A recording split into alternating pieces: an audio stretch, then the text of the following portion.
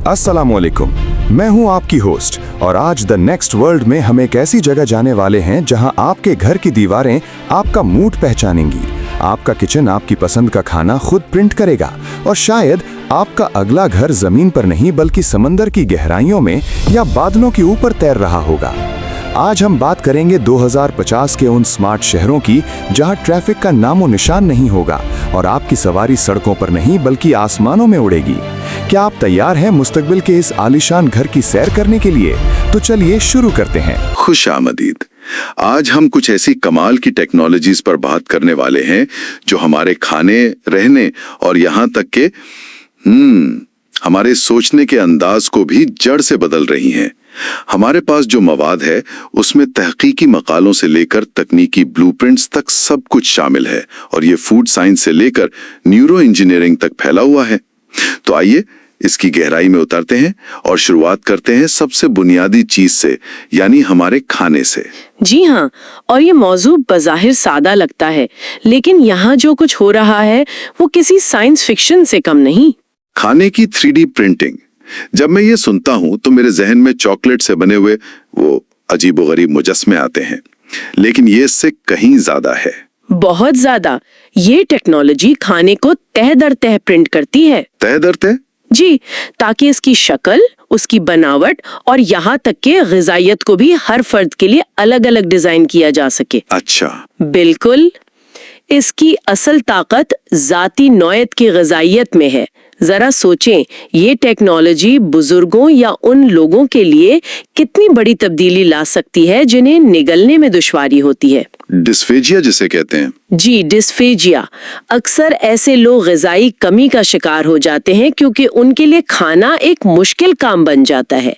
लेकिन 3D printing की मदद से हम उनके लिए ऐसी खुराक तैयार कर सकते हैं जो देखने में भी अच्छी हो, खाने में आसान हो और ग़िज़ाइयत से भरपूर हो। ठीक है, ये तो समझ में आता है कि ये तिब्बी लिहाज से एक बहुत बड़ी पेशरफ्त है, लेकिन एक आम इंसान के लिए क्या ये सिर्फ एक बहुत महंगा और सुस्त तरीका नहीं है खाना बनाने का? मतलब इसका हकीकी फायदा उन मखसूस मामलात से बाहर क्या है? ये एक बहुत अहम सवाल है। फिलहाल ये महंगा है, लेकिन टेक्नोलॉजी हमेशा ऐसे ही शुरू होती है। इसका असल हदफ सिर्फ बनावट नहीं बल्कि सेहत है। इस टेक्नोलॉजी के जरिए हम खाने के अंदरूनी ढांचे को इस तरह डिजाइन कर सकते हैं कि कम चिकनाई, कम नमक या कम चीनी इस्तेमाल करने के बावजूद जायके पर कोई फर्क ना पड़े। बिल्कुल, जायके और एहसास पर कोई फर्क ना पड़े। ये सेहत बख्श खाने को ज्यादा पुरकशिश बनाने का एक तरीका है। एक मिनट, आप सिर्फ अज्जाए नहीं बदल रहे हैं बल्कि आप खाने के अंदरूनी ढांचे को ही तब्दील कर रही हैं। मतलब क्या आप माइक्रोस्कोपिक लेवल पर एक बेहतरीन क्रंच डिजाइन कर सकते हैं? ये होता कैसे है? हाँ, बिल्कुल यही हो रहा है। इसके दो बुनियादी तरीके हैं। एक है मवाद पर मबनी तरीका, जिसमें हम ज़ैंथन गम जैसी चीजें इस्तेमाल करते हैं ताकि खाने का पेस्ट प्रिंटिंग के काबिल हो जाए। ठीक है। लेकिन दूसरा और ज्यादा दिलचस्प तरीका मॉडल पर मबनी है। इसमें हम कंप्यूटर मॉडल के जरिए खाने के अंदरूनी डिजाइन, जिसे इनफिल कहते हैं, उसे तब्दील करते हैं। तहकीक से ये बात सामने आई है कि खाने की सख्ती पर सबसे ज्यादा असर इसी इनफिल लेवल का होता है। अच्छा। मिसाल के तौर पर शहद के छत्ते जैसा अंदरूनी डिजाइन चॉकलेट जैसी नाजुक चीज को ज्यादा मजबूती देता है।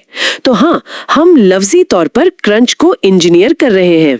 वाह, तो हमने ये देख लिया कि हम जो कुछ अपने जिस्म में डालते हैं उसे कैसे री इंजीनियर किया जा सकता है। अब इन ढांचों की बात करते हैं जिनके अंदर हम रहते हैं। यहाँ भी कुछ हैरानकुन तब्दीलियां आ रही हैं, और सबसे पहले एक ऐसी टेक्नोलॉजी जो बुलंदो बाला इमारतों को हमेशा के लिए बदल देगी। ये वाकई शहरी जिंदगी का पूरा नक्शा बदलने की सलाहियत रखती है। पिछले 150 साल से लिफ्ट का बुनियादी तस्वुर नहीं बदला। एक डब्बा, कुछ रस्सियां और वो ऊपर नीचे जाता है, बस। लेकिन अब तस्वुर करें एक ऐसी लिफ्ट का जिसमें कोई रस्सी ना हो और जो ना सिर्फ ऊपर नीचे जाए बल्कि दाएं बाएं भी चल सके। यही टीके एलिवेटर का मल्टी सिस्टम है। और इसके पीछे टेक्नोलॉजी क्या है? इसके पीछे जो टेक्नोलॉजी है वो लिकेरी मोटर टेक्नोलॉजी है। इसे समझने का सबसे आसान तरीका ये है कि आप एक मैग्लेव ट्रेन का तस्वुर करें जो हवा में तैरती है। जी वही। अब तसव्वुर करें कि वो ट्रेन दीवार पर चढ़ रही है, यानी बड़े बड़े स्टील के रस्सों से डब्बे को खींचने के बजाय लिफ्ट के कैबिन में ही ताकतवर मकनातीस लगे होते हैं। और पूरी शाफ्ट एक ट्रैक बन जाती है। बिल्कुल, पूरी लिफ्ट शाफ्ट एक बरकी मकनातीसी ट्रैक की तरह काम करती है। करंट को तब्दील करके ये सिस्टम कैबिन को ऊपर, नीचे या यहाँ तक कि एक शाफ्ट से दूसरी शाफ्ट में दाएं बाएं भी भेजता है। इसी वजह से ये 1500 साल पुरानी एक रस्सी एक कैबिन की हद से आजाद हो गया है। और इसका मतलब सिर्फ इमारत के अंदर तेज सफर नहीं है, इसकी उफ़क़ी हरकत का मतलब है कि आप दो इमारतों को आपस में जोड़ सकते हैं। जी हाँ, आप एक मेट्रो स्टेशन से सीधा किसी दफ्तर की 15वीं मंजिल पर पहुंच सकते हैं बगैर इमारत से बाहर निकले। ये सिर्फ एक लिफ्ट नहीं, ये तो शहर के अंदर सफर का एक पूरा नया निजाम है। और इसके अमली फवायद भी बहुत बड़े हैं। आदादो शुमार के मुताबिक ये सिस्टम बुलंद इमारतों में लिफ्ट के लिए दरकार जगह को 40 से 50% तक कम कर देता है। 40 से 50%? ये तो बहुत ज्यादा है। ये बहुत बड़ी जगह है जो दफातर या रिहायशी अपार्टमेंट्स के लिए इस्तेमाल की जा सकती है, जिससे इमारत की माशी कदर में बेपनाह इजाफा होता है। ठीक है, तो मल्टी सिस्टम एक इमारत के गिरदिशी निजाम यानी सर्कुलेटरी सिस्टम को मुकम्मल तौर पर बदल देता है। लेकिन इमारत के ढांचे यानी स्केलेटन का क्या? क्या हो अगर हमारी इमारतों की हड्डियां यानी कंक्रीट खुद अपनी मरम्मत कर सकें, बिल्कुल हमारे जिस्म की तरह? और यही खुदकार मरम्मत वाली कंक्रीट का इनकलाबी तस्वुर है। इसकी दो अहम किस्में हैं। एक है कुदरती बहाली या ऑटोजीनियस हीलिंग। ये कंक्रीट की एक फितरी खासियत है। यानी ये खुद ही होता है? जी, जहां बहुत छोटी दरारें पानी और सीमेंट के ना इस्तेमाल होने वाले जर्रात की वजह से खुद ब खुद भर जाती हैं। लेकिन ये सिर्फ बहुत ही बारीक दरारों के लिए काम करती है। तो फिर जादू कहाँ है? जादू दूसरी किस्म में है, जिसे मसनूई बहाली या ऑटोनॉमस हीलिंग कहते हैं। यहाँ हम इंजीनियरिंग का इस्तेमाल करते हैं। इसकी सबसे आम टेक्निक माइक्रो एनकैप्सुलेशन है। ये सुनने में बहुत तकनीकी लगता है, क्या इसको समझने का कोई आसान तरीका है? बिल्कुल, इसे यूं समझें कि जब हम कंक्रीट बना रहे होते हैं तो हम उसमें लाखों खुर्दबीनी दवा के कैप्सूल मिला देते हैं। अच्छा। हर कैप्सूल के अंदर एक खास किस्म का गोंद या मरम्मत करने वाला मवाद भरा होता है। सालों तक ये कैप्सूल्स बस वहीं पड़े रहते हैं।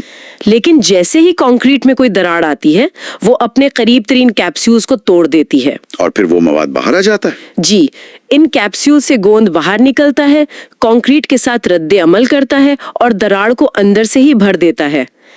इमारत के पास अपना एक फर्स्ट एड किट मौजूद होता है। ये तो नाकाबिले यकीन है। और इसकी सबसे दिलचस्प मिसाल बायो कंक्रीट है। इसमें हम कैप्सूल्स के अंदर एपॉक्सी के बजाय खास किस्म के बैक्टीरिया डालते हैं। जब दरार पड़ती है और पानी अंदर जाता है तो ये बैक्टीरिया जाग जाते हैं और कैल्शियम कार्बोनेट यानी चूना पत्थर? बिल्कुल, चूना पत्थर बनाना शुरू कर देते हैं, जो दरार को मुस्तकिल तौर पर भर देता है। यहाँ अहम नुक्ता सिर्फ मरम्मत व पैसे बचाना नहीं है। असल बात यह है कि हम बेजान चीजों से इमारतें बनाने के बजाय ऐसी चीजों से तामीर कर रहे हैं जो जानदारों की तरह बर्ताव करती हैं। तो हमारे शहर जिंदा हो रहे हैं। एक तरह से हाँ, हमारे शहर स्टील और पत्थर के मजमुए से निकलकर जिंदा, खुद को ठीक करने वाले माहौलियाती निजाम की तरफ बढ़ रहे हैं। तो हमारी इमारतें अब मजबूत हैं और खुद अपनी मरम्मत भी कर सकती हैं, लेकिन क्या वो सांस भी ले सकती हैं? हाँ, एक तरह से ये अगली टेक्नोलॉजी है, modular photo bio reactor system. ये क्या चीज है? आसान अल्फाज में काई यानी एल्गी से भरी ईंटों का एक निजाम जो इमारत के बाहर लगाया जाता है। ये छोटी छोटी ईंटें होती हैं जिन्हें आप लेगो ब्लॉक्स की तरह जोड़ सकते हैं। और इनके अंदर काई होती है? जी, इनके अंदर काई होती है जो सूरज की रोशनी में फोटोसिंथेसिस करती है, यानी कार्बन डाइऑक्साइड को जज्ब करती है और ऑक्सीजन खारिज करती है। लेकिन इसमें सबसे हैरानकुन बात जो मुझे लगी वो ये है कि ये निजाम ज़हीन है। बिल्कुल, इन ईंटों को जोड़ने के लिए एक मिगनातीसी निजाम इस्तेमाल किया गया है, जिससे इन्हें लगाना और बदलना बहुत आसान है। और हर पैनल में एक कैमरा लगा होता है जो काई के रंग पर नजर रखता है। रंग पर? क्यों? तो क्योंकि जब काई की उम्र बढ़ती है तो उसका रंग हरे से सुर्ख होने लगता है। जैसे ही ऐसा होता है, सिस्टम आपको अलर्ट भेजता है कि अब इस ईंट को बदलने का वक्त आ गया है। तो ये एक इमारत का एक जीता जागता सांस लेता हुआ हिस्सा है जो आपसे बात भी करता है। सही। हमने जमीन पर तामीरात की हुदूद को बहुत आगे बढ़ा दिया है, लेकिन अब एक ऐसे माहौल की तरफ चलते हैं जो इंसानों के लिए बना ही नहीं है, यानी समुंदर की गहराई। ये एक ऐसा ख्वाब है जो इंसान सदियों से देखता आ रहा है और अब ये साइंस, इंजीनियरिंग और सियाहत के संगम पर हकीकत बन रहा है। ज़ेरे आब डिजाइन अब सिर्फ साइंसी लैब्स या फौजी आबदोजों तक महदूद नहीं रहा। अब हम पानी के अंदर बने होटल और रेस्टोरेंट देख रहे हैं। लेकिन ये कैसे मुमकिन है? वहां तो पानी का दबाव बहुत ज्यादा होता होगा। यही सबसे बड़ा चैलेंज है, जिसे हाइड्रोस्टैटिक प्रेशर कहते हैं। इसे यूं समझें कि अब जितना गहरा जाते हैं, आपके ऊपर पानी का वजन उतना ही बढ़ता जाता है। कितना ज्यादा? गहराई में ये दबाव हर मुरब्बा फुट पर एक कार के वजन के बराबर हो सकता है। इसीलिए आपको ज्यादातर ज़ेरे आब ढांचे गोल शक्लों जैसे कुरा या सिलेंडर में नजर आएंगे।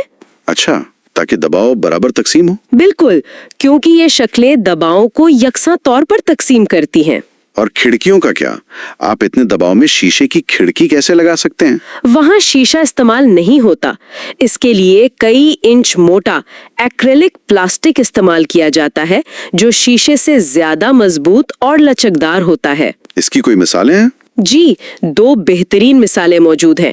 एक फिजी में पोर्जिडन अंडर सी रिजॉर्ट है, जो मॉड्यूलर कमरों पर मुश्तमिल है, जो एक मरकजी राहदारी से जुड़े हुए हैं, और दूसरा मालदीव का मशहूर एथा रेस्टोरेंट है, जो एक पूरी एक्रेलिक सुरंग है और 270 डिग्री का नजारा पेश करता है।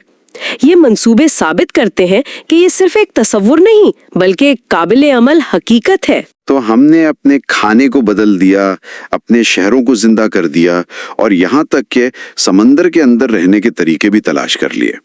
ये सब कुछ बैरूनी दुनिया के बारे में था, लेकिन आखिरी और शायद सबसे गहरी सरहद हमारे अपने अंदर है। क्या होगा जब हम अपने जहनों को बराह रास्त टेक्नोलॉजी से जोड़ देंगे? और यहाँ आकर गुफ्तगू वाकई बहुत गहरी और पेचीदा हो जाती है। न्यूरालिंक का मकसद यही है। इसका बुनियादी हदफ द लिंक नामी एक छोटी सी चिप के जरिए इंसान और मशीन के दरमियान एक हाई बैंडविड्थ राब्ता कायम करना है। और ये होता कैसे है? इस अमल में एक खुसूसी सर्जिकल रोबोट इंसान के बालों से भी बारीक और लचकदार इलेक्ट्रोड धागे दिमाग में दाखिल करता है, ताकि आसाबी सिग्नल्स को पढ़ा और लिखा जा सके। मतलब अभी इसका मकसद ये तो नहीं है कि कोई अपना दिमाग में कंगफू डाउनलोड कर ले। इसका पहला कदम तो खालिस्तान तिब्बी है ना? बिल्कुल। इब्तदाई तौर पर इसका मकसद मुकम्मल तौर पर उन लोगों की मदद करना है जो दिमागी या आसाबी अमराज का शिकार हैं, जैसे फालिज, नाबीनापन या बहरापन।